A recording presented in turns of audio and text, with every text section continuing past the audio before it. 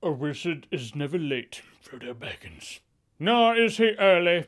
He probably just didn't know this movie was a thing. Seriously, did you know you didn't know? Where did this movie come from? At the time, I was blissfully watching Batman Mask of the Phantasm, uploading that video. Then there were the comments like, where's your review of the Power movie? Anyhow, you wanted me to watch it and review it, so I watched it. I got my tools, so now we review it.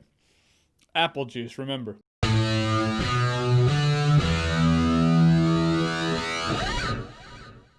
What is this movie called? Project Power. Right, so Project Power, it sounds like a superhero movie. It's not really a superhero movie. It's a movie that has a superhero concept in it, but they were like, you know what? We don't really have the budget for it, so it's not really a superhero movie. Or maybe they did. I don't know. I don't know what the budget for this movie was. I suppose I could look it up, but am I going to?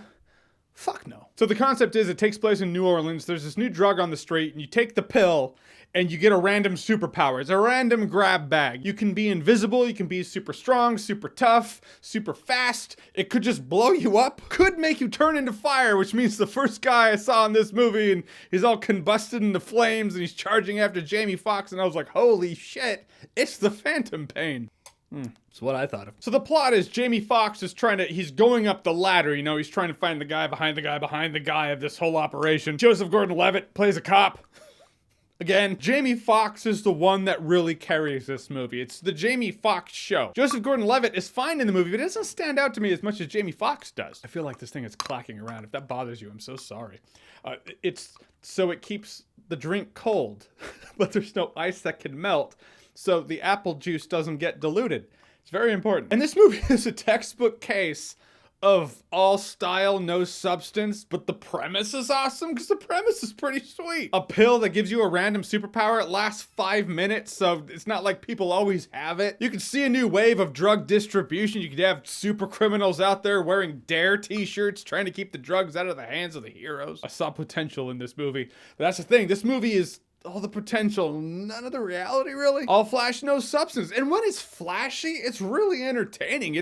The flash is not wasted. When someone takes the pill, it does that Requiem for a Dream, snap, snap, snap. The eye dilates, only minus the heroin. The powers are usually pretty cool, and you're entertained for that moment. There's a Goldilocks zone to hit in there, though. You know, you don't want to overuse the superpowers because then it's not cool when it's used. But you want to use it enough so we're not just completely bored, but they don't quite hit the zone. I appreciate the fact they don't overuse the powers, but I will say I could have gone for a couple more scenes with superpowers. Because really what it is Jamie Foxx and this girl that he's essentially kidnapped. I mean, they're pals and friends and she's helping him out, but you know, it's this Batman and Robin kind of scenario as said in the movie. No, Batman and Robin, that's a movie. This is real life. Well, in the end, they're just chasing a trail. Joseph Gordon-Levitt comes along and he's chasing a trail. There's stuff at the beginning of the movie, some at the end of the movie, and in the middle is this big zone where just people going after people. I've seen that shit 100 times before in movies. Like, I know new movies aren't coming out right now, and you know, so it's kind of a big deal. Like, everyone slams on the brakes like, whoa, new movie. But this movie's just kind of, it happened, and then next week we will have forgotten about it. And it's pretty much the same outcome that would have happened if movies were coming out in theaters. This would have gotten just lost in the rabble of movies. Because it's not really that special. It doesn't stand out. It's directed by the guy who directed that movie Nerve. You remember Nerve? Yeah, right, there you go. That kind of Nerve style and Flash. Admittedly, I liked Nerve more than I liked this movie, which is why we have this. I'm just trying to give the movie the benefit of the doubt. I need more benefit. Here we go. It really actually looks like that Vincent Chase movie in the Entourage movie that he was directing. It feels like that. And there were some times where people got powers, you know, by the end, someone was like, all right, the pill, Requiem for a Dream and all that. All right, now we're coming after him. And it's like someone got a superpower because when making the movie, they were like, look, we need to throw in a superpower. So a couple times it was just long enough to shut the audience up. This movie needed more time to marinate, to be honest with you. I mean, from the beginning, this guy's like, okay, I'm a super drug dealer and here's this new super drug and it's the drug that gives people superpowers. And then it's like, it jumps 6 weeks later or something like that. So Joseph Gordon-Levitt, the cops, they kind of know about this substance. I feel like the most interesting part of this story is that first 6 weeks that the movie just skips over. In that, it probably would have been a more interesting series. And I'm still interested in the world of this movie. I didn't think the movie was good. I still don't. Maybe I will. Hold on.